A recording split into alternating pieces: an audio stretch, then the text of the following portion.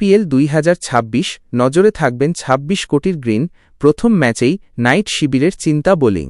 IPL ২০২৬ শুরুতেই একের পর এক ক্রিকেটার চোট পেয়েছেন, ফলে প্রথম একাদশ নিয়ে নতুন করে ভাবতে হচ্ছে নাইট কোচ অভিষেক নায়ারকে।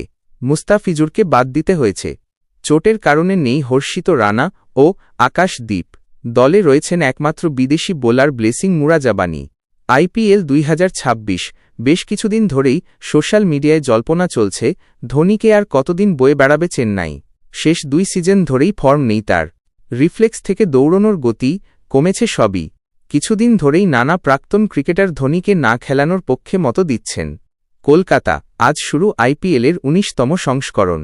প্রথম ম্যাচে মাঠে নামবেন বিরাট কোহলি, কিন্তু আইপিএলের শুরুতেই দুঃসংবাদ বয়ে এল চেন্নাই সুপার কিংস শিবিরে।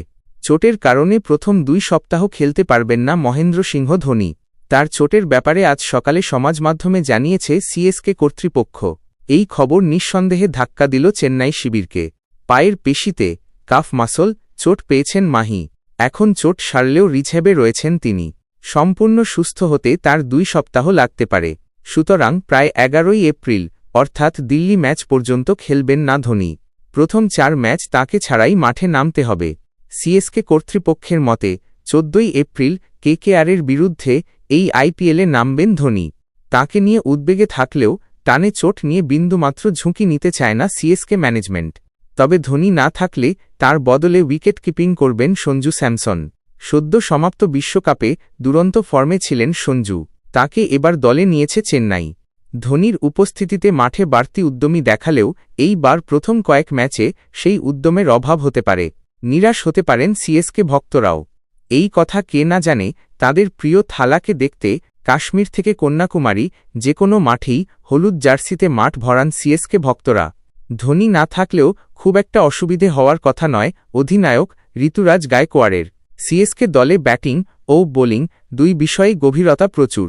বেশ কিছুদিন ধরেই সোশ্যাল মিডিয়ায় জল্পনা চলছে, ধোনিকে আর কতদিন বয়ে বেড়াবে চেন্নাই। শেষ ২ সিজন ধরেই ফর্ম নেই তার। রিফ্লেক্স থেকে দৌড়নোর গতি কমেছে সবই।